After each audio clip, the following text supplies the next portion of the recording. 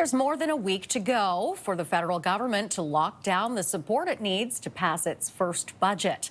With a razor-thin majority government, every vote will count.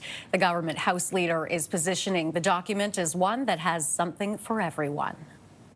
This is a growth budget, a community-focused budget. We believe that people who may have voted Conservative or think of voting Conservative, these are concepts that they can support, that they can get behind. It's a budget that's firmly planted in the middle of Canadian politics. MacKinnon's comments come as Liberal ministers are spending their first post-budget weekend selling the government's fiscal outlook to Canadians. We're going to build, we're going to protect, and we're going to empower. Defense Minister David McGuinty amongst the MPs holding funding announcements Saturday. However, there are still big questions about the budget's proposed military spending, pegged at more than $80 billion over 5 years. Critics have said details on how that money will be spent are lacking. The budget also doesn't earmark any money for new submarines, despite this government signaling an urgency to deliver that contract. Well, Canada is looking to diversify our trade partners and move away from the U.S. amid the ongoing trade war. But one former Canadian diplomat is warning against making China the core of that plan. Here's what Michael Kovrig had to say on CTV Question Period with Vashi Kapellos earlier today. Making China the core of that strategy, not a good idea, because it's not geopolitically a reliable partner. And as it's demonstrated time and again, if you create dependency on China, it will weaponize it for political purposes and to silence Canada and constrain our foreign policy. So what you need instead is diversification across multiple partners. If you increase trade to China, but at the same time you increase trade with Indonesia, with India, with Japan, with Europe, and that balances out, as long as you make sure that China doesn't have too much leverage over any one Canadian company or sector. China's ambassador recently told CTV News if Canada drops its EV tariffs on China, it would drop its canola tariffs in response.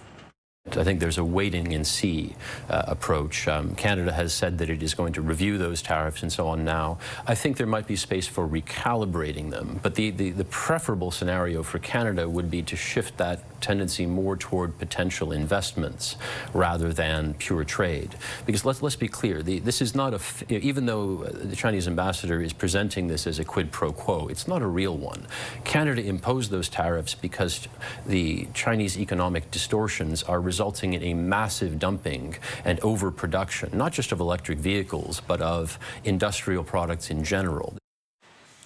Canada is currently reviewing its 100% tariffs on Chinese-made electric vehicles. Prime Minister Mark Carney recently met with China's president, describing it as a, quote, turning point in our relationship. After that meeting, both leaders directed their officials to move quickly to resolve outstanding trade issues and irritants. The former national security advisor to U.S. President Donald Trump was asked on CTV's Question Period with Vashi Kapellos what he thinks the U.S. Supreme Court's decision will be in determining whether Trump has the authority to impose his sweeping tariffs. If I were going to bet now, I'd say that the court would invalidate the IEEPA-related tariffs. There are other ways to put tariffs in place, but for those which are the bulk of the so-called Liberation Day tariffs, I think they're in deep trouble. And it may be that decision, which hopefully will come before the end of the year, which would open up the possibility of negotiations between the U.S. and Canada and the U.S. and other countries that could lead to something more realistic and more stable. John Bolton was also asked about what advice he would give to Mark Carney as the Prime Minister navigates restarting negotiations with the U.S. I would go slow for the next, let's say, 2 months. I think it's realistic. I think the Supreme Court understands how important this case is, how important getting a result out to the economy as a whole is. They'll make their constitutional decision or whatever the basis is. But speed is important. They've already recognized this by accelerating the briefing schedule. So it's possible, no guarantees, but possible their decision could come by the end of the year. I do think that will present a very different set of circumstances for Canada and other countries on which to negotiate. All right, let's bring in CTV News political commentator and former NDP leader Tom Mulcair. Good to see you on this Sunday. Good to be with you, Tom. Renee. Now, John Bolton saying there he thinks Canada will be on stronger negotiation footing with the U.S. after the Supreme Court decision on tariffs. Your thoughts? Well, it takes a certain amount of courage to predict what the Trump-stacked Supreme Court is going to do. And there are many different ways that Mr. Trump could skin that cat. He can come back to his tariffs in different forms.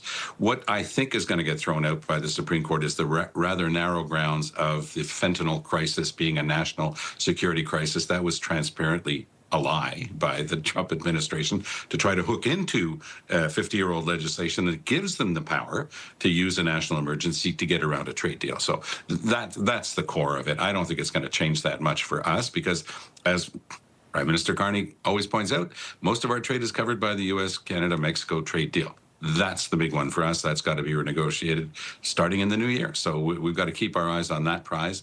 Mr. Bolton is full of advice for Prime Minister Carney, going so far as to say that it showed weakness for him to apologize to President Trump. I found that surprising, given the fact that, of course, Mr. Carney has established clearly that he had asked Doug Ford not to run. It's not that he hadn't seen it, and it's not that Doug Ford misrepresented what Ronald Reagan said, but it was just the wrong thing at the wrong time. And by the way, Canada had a Royal Commission of Inquiry into foreign interference in our stuff, and spending $75 million into another country to influence their policies, I'm not sure that wasn't a contradiction. So there was a lot to apologize for. I think that Carney showed a lot of class in doing that. You know, people dislike Trump so much in Canada, they can't imagine having to apologize to him, but I think that Carney showed a lot of class. Now, as we fight the trade war with the U.S., Canada is, of course, looking for other trading partners. But today, also on question period, Michael Kovrig was there, and he warned against making China the core of our economic diversification strategy.